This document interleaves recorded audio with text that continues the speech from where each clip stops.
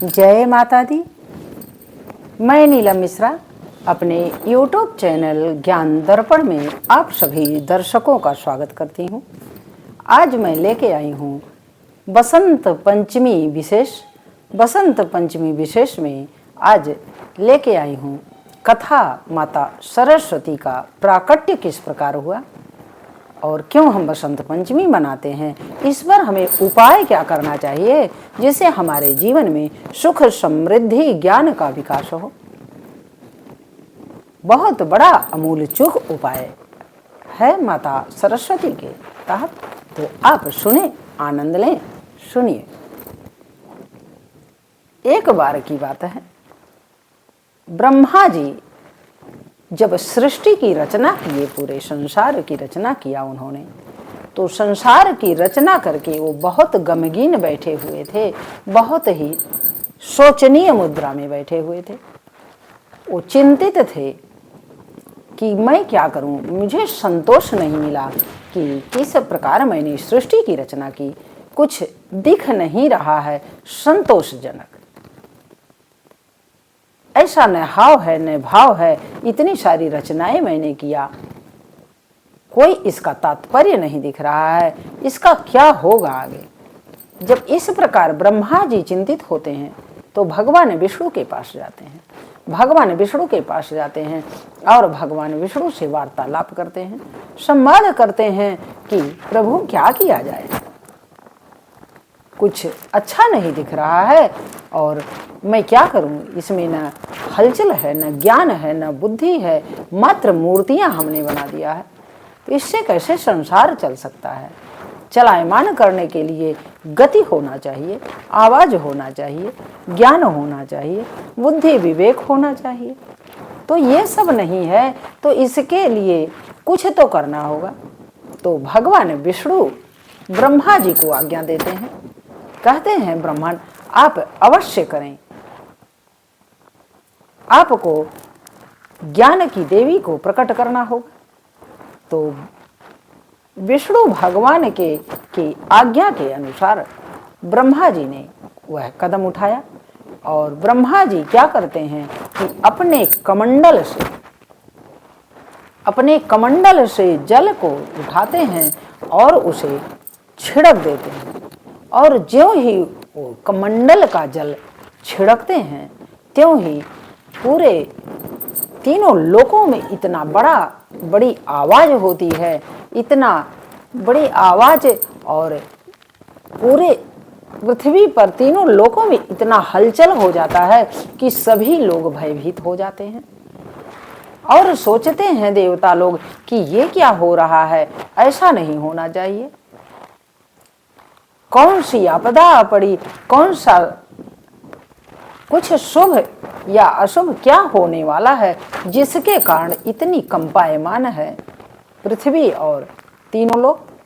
तो जब इस प्रकार कंपित होता है, उस जल से, कमंडल के जल से कंपायमान हो जाता है पृथ्वी, तो क्या होता है कि पृथ्वी स्वर्ग सभी तो एक दिव्य ज्योति प्रकट होती है और उस दिव्य ज्योति से एक बहुत ही सौम्य सुंदर नारी प्रकट होती है।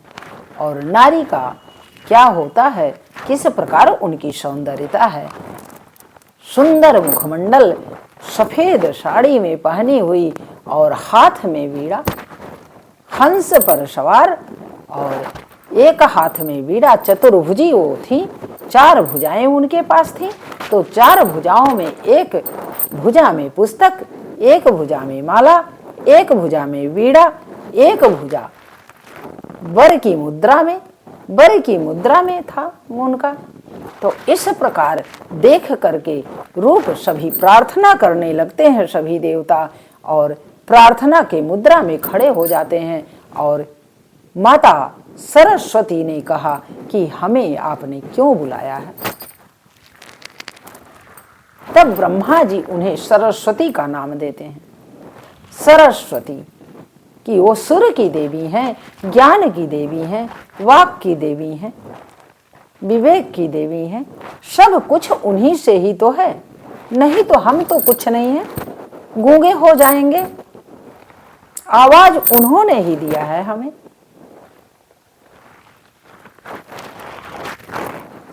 तो वो सूर्य की देवी हैं, विद्या की देवी हैं। विद्या अगर वो नहीं देंगी तो हम पशु के समान हैं। जो विद्या नहीं है, ज्ञान नहीं है, तो हम तो कुछ नहीं है। हर जीवों में उन्होंने ही हलचल दिया, आवाज दिया, ज्ञान दिया, बुद्धि दिया, विवेक दिया, सब कुछ दिया। इस कारण उनका प्राकट्य किया ब्रह्मा जी ने, और ब्रह्मा जी ने उन्हें बताया, यही बताया कि देवी आपको इसी नाते हमने प्रकट किया है कि आप इस संसार को चलायमान करें, बुद्धि विवेक दें, ज्ञान दें, जिससे संसार चल सके। अन्यथा इस सृष्टि की रचना तो वृथा है, बेकार है, इसका कोई तात्पर्य ही नहीं है। यह सृष्टि की रचना हम करके क्या करेंगे जब इसका कोई मतलब ही नहीं होगा। और जब ब्रह्मा जी इस प्रकार देवी से संवाद करते हैं, वार्तालाप करते हैं, तो देवी कहती हैं कि जैसी आपकी आज्ञा। मैं जो आपने जिस कार्य के लिए मुझे प्रकट किया है वह कार्य मैं संभालती हूँ, और उस कार्य के लिए देवी अपने कार्य में दक्ष हो जाती हैं। और पूरे संसार की जीव थे, जितना भगवान ब्रह्मा ने रचना किया था, सब चलायमान हो जाता है। सबके अंदर कुछ न कुछ आवाज हो जाती है, सुर हो जाता है, ज्ञान हो जाता है, बुद्धि हो जाता है। तो जब ब्रह्मा जी ने जिस दिन सरस्वती माता को प्रकट किया था, उस दिन माघ मास के शुक्ल पक्ष की पंचमी तिथि थी। तो पंचमी तिथि थी, इसीलिए पंचमी तिथि को बसंत पंचमी के नाम से इसका नाम दिया गया, क्योंकि इस दिन बहुत बड़ी उपलब्धि मिली ब्रह्मा जी को। इतनी बड़ी उपलब्धि मिल जाती है तो उन्होंने बसंत का नाम ही है कि बसंत मतलब कि खुशहाल। तो खुशी का समय आ जाता है, अनुकूल वातावरण हो जाता है, इसलिए बसंत इसे माना गया। और बसंत ऋतु प्रारंभ भी हो जाती है। 4 ऋतुएं होती हैं, आप सबको पता है, 6 ऋतुएं। तो 6 ऋतुओं में बसंत ऋतु सबसे उत्तम मानी जाती है। और तो इस प्रकार माता सरस्वती का प्राकट्य हुआ और माता सरस्वती विराजमान हुई। पूरे संसार में उनकी ख्याति रही और हम पूजा करते हैं, उनकी अर्चना करते हैं, वंदना करते हैं, तो हमें वो मनोवांछित फल की प्राप्ति कराती हैं। आप भी करें, आपके जीवन में बहुत बड़ी उपलब्धि की दाता है वो। जो भी विद्यार्थी, जिन विद्यार्थियों के मन में पढ़ाई का में मन नहीं लगता, कि वो पढ़ना नहीं चाहते, लिखना नहीं चाहते, उनके लिए विद्या अर्जन तो सबके लिए जरूरी है। इसलिए विद्यार्थियों के लिए सबसे बड़ा एक उपाय बताती हूँ कि बसंत पंचमी के दिन नहा धो करके सुबह 9:30 बजे के बाद, बहुत सुंदर मुहूर्त है, 9:25 के बाद आप 10, 10:30 बजे के अंदर माता सरस्वती का पूजन अर्चन वंदन करें और विद्यार्थी गण अपने कॉपी कलम और पुस्तक की पूजा करें। माता को जो चंदन चढ़ाएं वही चंदन अपनी किताब पर, कॉपी पर, कलम को भी चढ़ा दें, पुष्प चढ़ा दें, चंदन चढ़ा दें, अगरबत्ती दिखा दें, कपूर जला दें और माता से प्रार्थना करें कि हे माता, आप मुझे ज्ञान दें, बुद्धि दें, विवेक दें, जिससे मैं इस संसार में कुछ कर सकूं। और जब आप समर्पण के साथ माता सरस्वती की वंदना करते हैं, माता सरस्वती की कृपा पात्र तो बनी जाएंगे। और माता सरस्वती का जप भी बहुत आवश्यक है। आप 108 बार अवश्य जप कर लें तो बहुत ही उत्तम होगा। आपके सारे मनवांछित फल की प्राप्ति आपको होगी। तो मंत्र भी आप सुन लें कि ओम ऐं ह्रीं क्लीं महासरस्वते नमः। ओम ऐं ह्रीं क्लीं महासरस्वते नमः।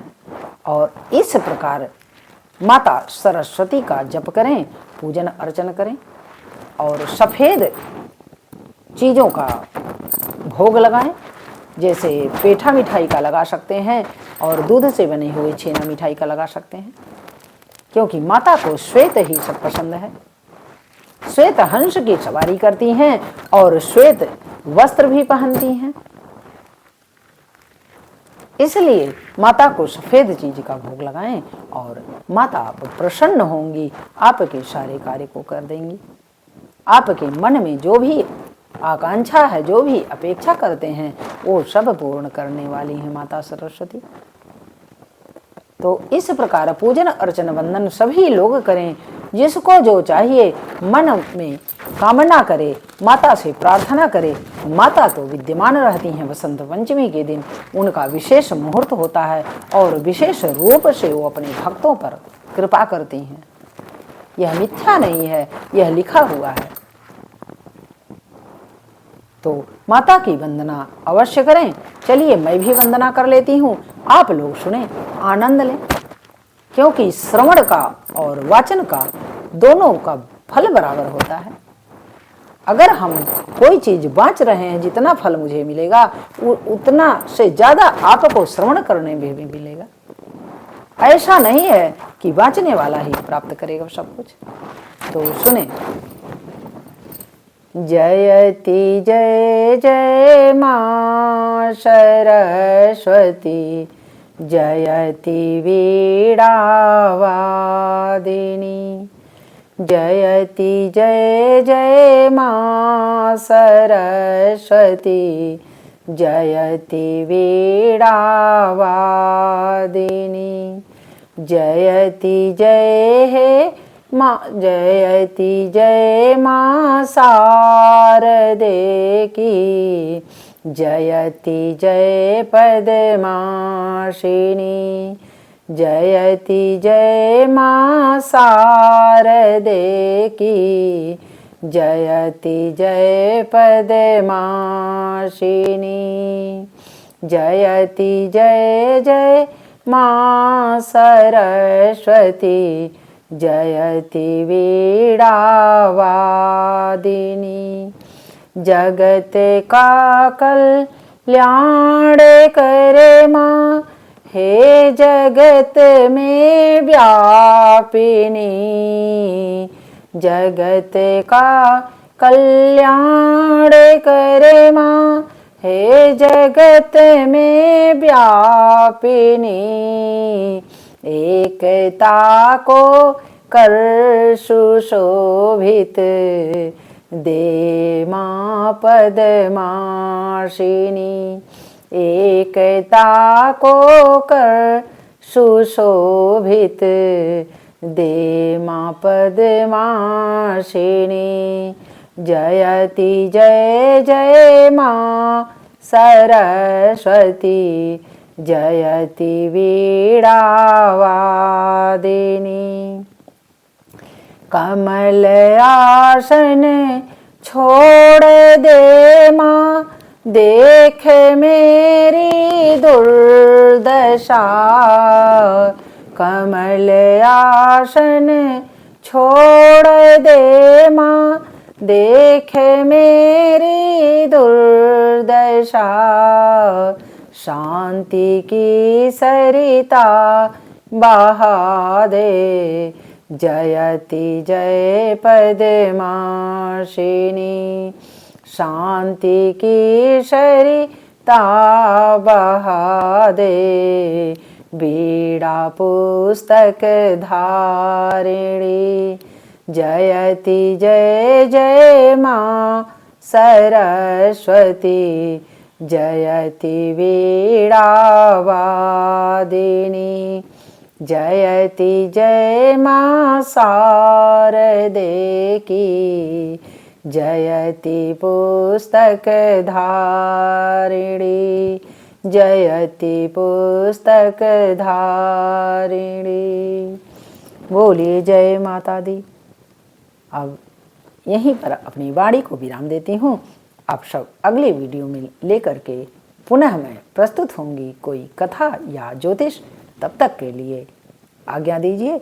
बहुत बहुत धन्यवाद।